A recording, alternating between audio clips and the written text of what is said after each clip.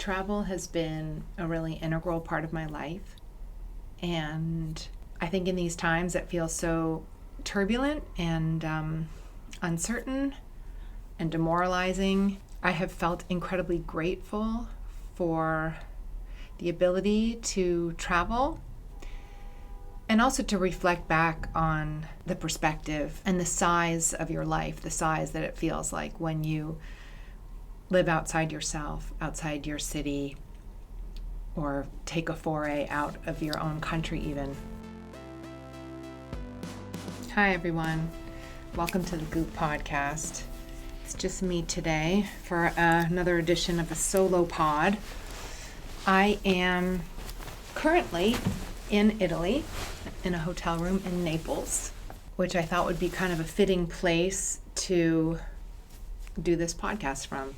As I sit here looking out at the harbor in the Mediterranean, I was reflecting on the last time I was here in Naples. We shot a day of The Talented Mr. Ripley here in the Opera House many years ago now. Movies like that really afforded me an incredible opportunity to see the world. Some experiences were happier than others. Ripley, in fact, is a really tough movie for me. My father and my grandfather were both diagnosed with cancer within 6 weeks of each other when I was on that film. And I was in a very tough place personally. And it's interesting, coming back to a certain place again, older, happier, more settled, in a different frame of mind completely. It's been really interesting just to be here and reflect on the difference that 25 years can make or whatever, and how incredibly lost I was, or I felt when I was making that film, unmoored, homesick. For a traveler, I used to get quite homesick actually. So I think I've always had a really interesting relationship with Italy, because when I first came here, first came here when I was about 19 and did a really fun train trip through Europe. But I really came back and spent time here when I was doing Ripley, and as I said, it was a tough time. And I've always felt it's interesting, like when a place doesn't totally feel right to me, I like to go back. I like to understand why, even if I have an aversion to it. And I definitely had that at first with Italy, as I had such a hard time on the film. And then I was invited back actually for my 30th birthday with some of my dear friends and my dad. And my father and I ended up doing a road trip together from Tuscany. We were going up to get to Portofino. And unfortunately, he got sick and he died on the way with complications of cancer in his bronchioles that we did not know had come back. But as you can imagine, this sort of solidified my complicated feelings about Italy. And yet, I've always been so drawn to it. And so I came back again with Brad when we were dating. It's got to be over 10 years ago now. And started the process of healing my emotional relationship with this incredible country, and fell so deeply in love with it that we ended up buying a little cottage here, and it's become a second home to us. I think about too when I was an expat living in London and how I grew to love it there so much and have so much respect for really the differences that exist there, so fundamentally different to America. And how when I first started to make films there, I had a really hard time cracking Britain. It was hard for me to understand the humor and the food and the weather. But I just kept going back. I kept going back for more until eventually moving there and being a complete expat. And I'll come back around to that in a minute. But it's funny. I thought that if I ever was lucky enough to get a little place in Europe, that it would be in Spain, because I was an exchange student in Spain when I was 15, and I'll really never forget that trip. It completely changed my life, my worldview.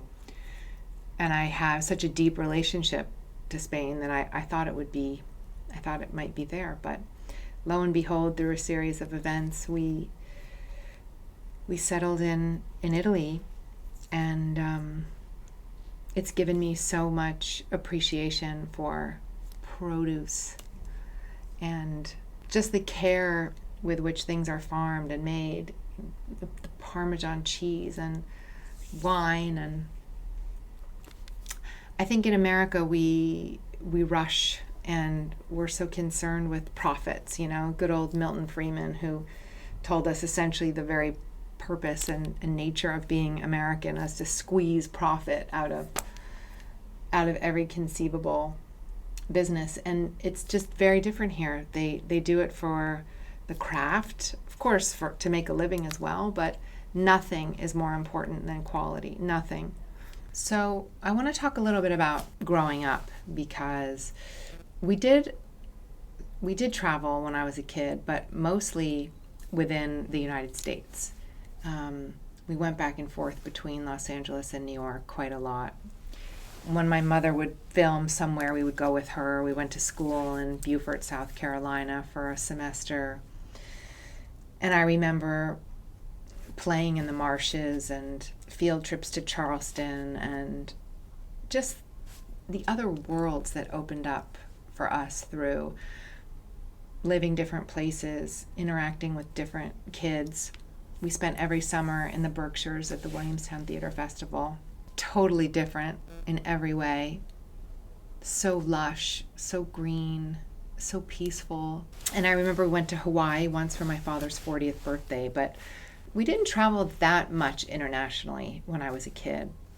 And I remember the few times we did, going to Germany, again, when my mother was doing a miniseries, and being taken to Vienna and just bowled over. I thought it looked like the whole town was made of those little towns that are made of sugar, like in eggs. Like that's what it looked like to me, just a big confection.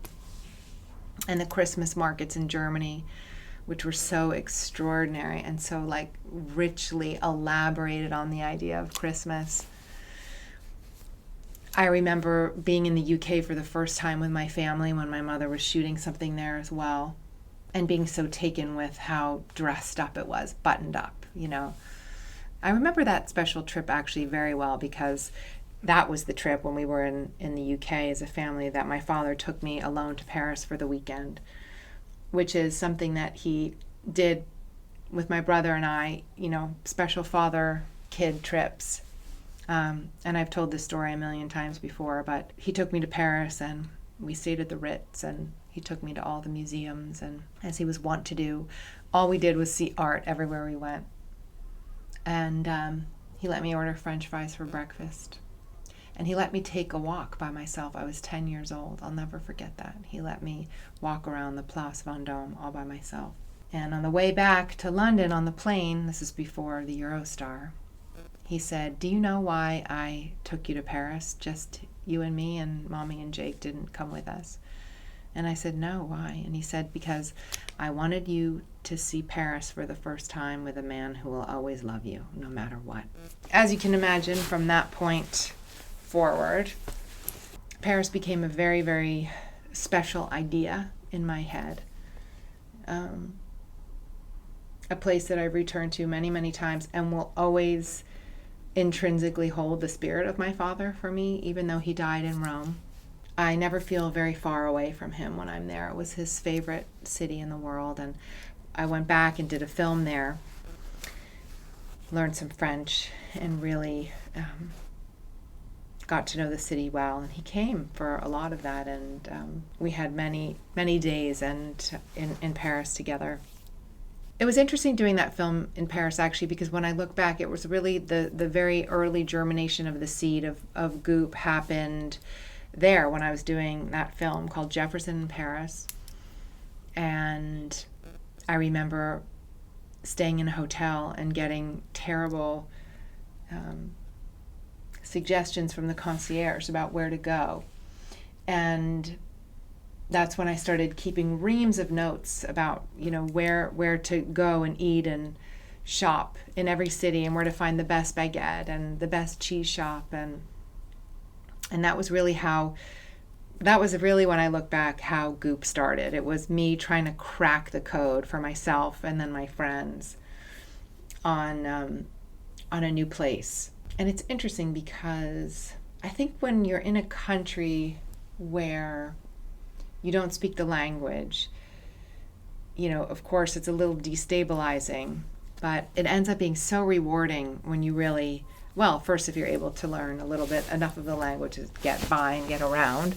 And also because I think it really opens the aperture, I'll go back to that incredibly special trip to Spain that I took when I was an exchange student. And my dad took me to JFK, to the old TWA terminal, that masterpiece of architecture. And I remember him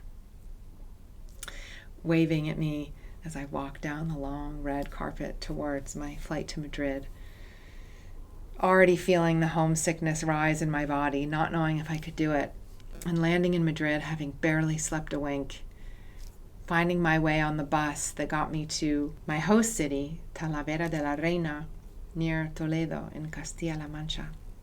And I remember my Spanish mother picking me up from the bus, this torrent of Castilian Spanish coming out of her.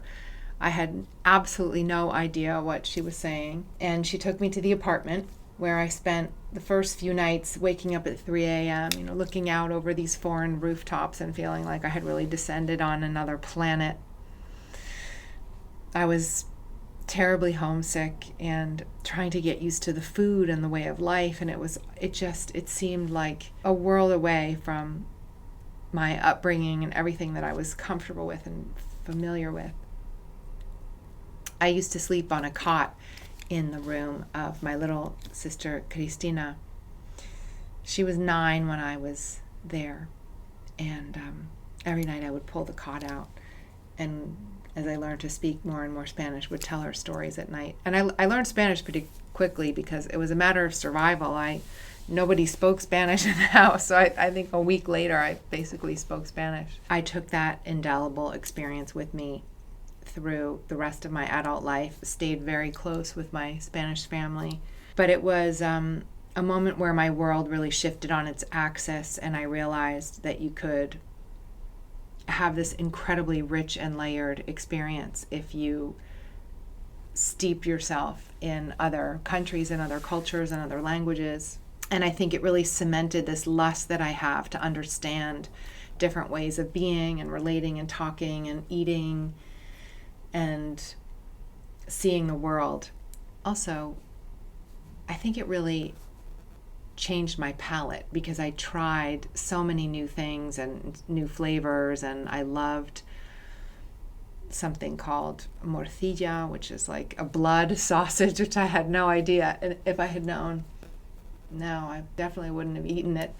I learned to smoke. I learned to drink underage. It was fabulous. It was it was a very free time, and it was a very sweet city, kind of innocent, and just the pageantry of Semana Santa. I was there during that, and to see a country again like tied to the rituals of its religion was totally new to me, and it really did forever change me. The places that I have returned to again and again, I think until I'm no longer on this planet, you will find me on the East Coast seashore in the summer for the rest of my life. I have such a deep connection to our home there and life there and the simplicity of, even though there are people around, we managed to cultivate a very quiet and simple life there, based around the garden and walking to the beach, riding bikes into town, surfing. There's a kind of groundedness and a timelessness to those East Coast summers at the beach that I think also for my husband Brad, who grew up with his version of that in Cape Cod. It's an area where we really dovetail.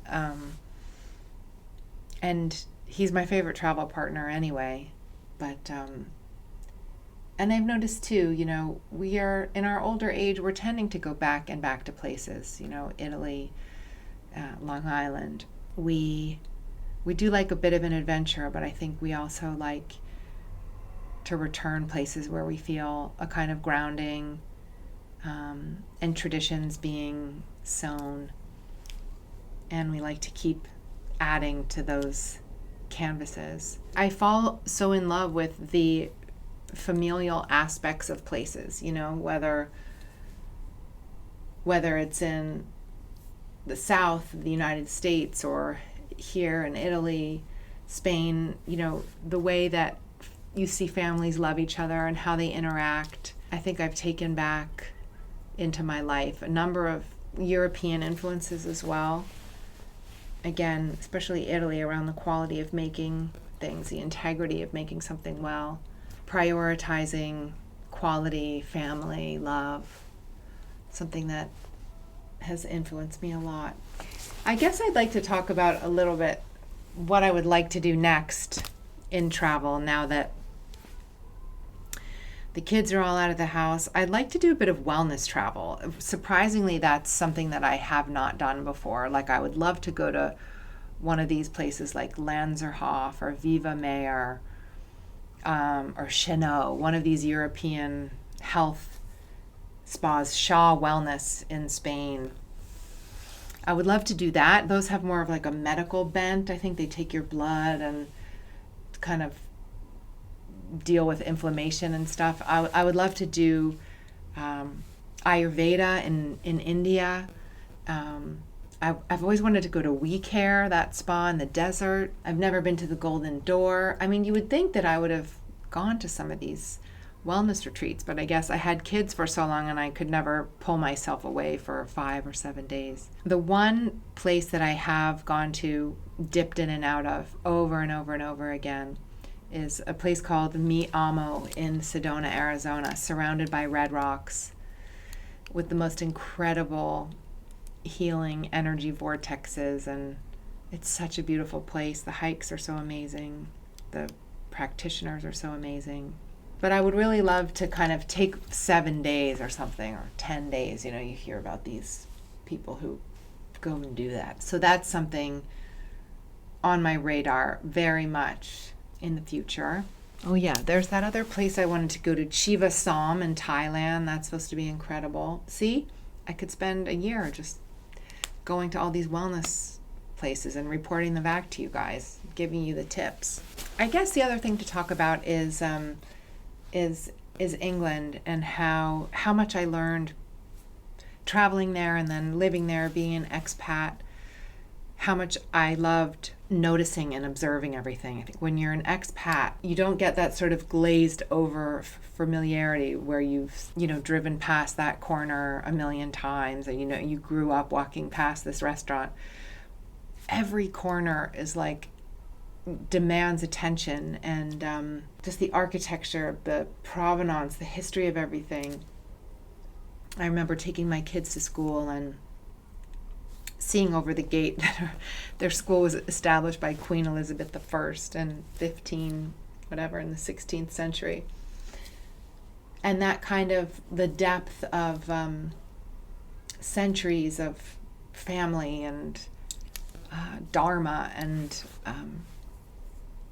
it took me a while to crack it. I thought it was a very tough place at first.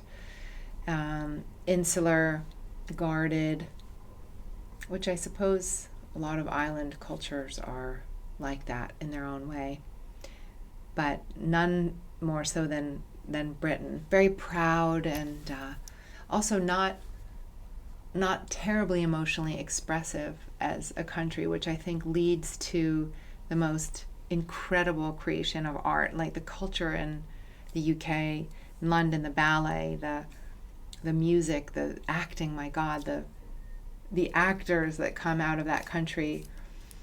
I think when countries that tend to be less vulnerable emotionally come online in art. They're able to, I don't know, at least in the UK, just the expression, the depth and the rawness of the emotional life when channeled through an appropriate art form is just incredible to me. So I learned so much living there, made some incredibly close friendships, and loved being in the countryside. The British countryside is probably one of my favorite places to be. That verdant, beautiful, charming part of the world I used to love, and have country weekends and beautiful country house hotels. And now they're like Limewood, but now there are all these beautiful ones to go to, Heckfield House and Estelle Manor, and I've got to put those on the list as well. People sometimes ask me too, what are my favorite hotels? And if you want to know what my favorite hotels are, you can look at the Goop list on goop.com, and you will see all of my favorite hotels in the whole world so far are on there. We're in the Quickfire round. Most overpacked item. I do not overpack because I'm such a psycho while I'm packing that I literally try on what I'm going to wear every day. I think it all out. I lay it all out. It takes me hours. But then I have a perfect little suitcase, and I don't overpack. I don't underpack. I have to say, this is an art that I feel I have mastered after years of travel mistakes. I now front load it with time and attention, and then I have a stress-free trip. Always in my carry-on are my computer, a book, a notebook to write in, vitamin C, my skincare, especially our Goop oil and our Fix and Restore balm, and our eye masks, which I always wear while I'm sitting on a plane. I always bring a pack of electrolytes to put in my water. Yeah, lip balm, all the moisturizing stuff, face mist. I get so dry on planes, so. And headphones, of course, very important. Underrated city, I'm going to say Naples. I'm here, as you know, I'm here in Naples today. You don't hear a lot about Naples as a destination, and I got to tell you, I just spent the day walking around. It was incredible. I had delicious pizza. There's also a lot of overhyped pizza here that's not that good. But I had an incredible pizza and did some shopping, which was really fun. And it's a really special place, actually. So I'm gonna go with Naples today. A place that changed my palate, Spain, definitely Spain, and Japan too. You know, I'd like to spend some more time in Japan. I've been to Tokyo a couple of times. I would love that. And I would love to do a family trip to the various islands in Japan. I think that would be really amazing. My favorite holiday I ever took with my kids was Indonesia. We rented one of those old-fashioned kind of hand-carved wooden traditional boats, and we sailed around the archipelago and went to pink sand beaches, and you can run your hand through the water at night and see the phosphorus glowing. It was incredible. Beach city or countryside? That's tough. All three, depending on the season, my level of exhaustion, and who I'm going with. What's a place I still dream about but have not been to yet? Vietnam. I'd love to do that Vietnam, Laos, Cambodia trip. And again, all the islands of Japan. If I could create the perfect nourishing trip for my closest friends, what would it look like? Listen, I'm stuck on this wellness retreat idea. I think I would like to take a group of girlfriends and do one of these either wellness or healing trips. I'm going to put that at the top of my list. Thank you so much for tuning in today and joining me at my beautiful hotel room at the Grand Vesuvius Hotel in Naples, which I have not been to in 20 plus years. It's been wonderful to circle back here and just be reminded of the passage of time, how much I've grown up. Well, I guess thanks for just being with me today while I ruminated a little bit on travel and how life-changing it's been for me, how nourishing it can be to see the world, and how much, you can, the filters that you put on things change when you're exposed to different places. So I hope you enjoyed, and I hope maybe it stirred something in you to think about where you might want to go next and explore who you are in whatever place. Thanks for joining.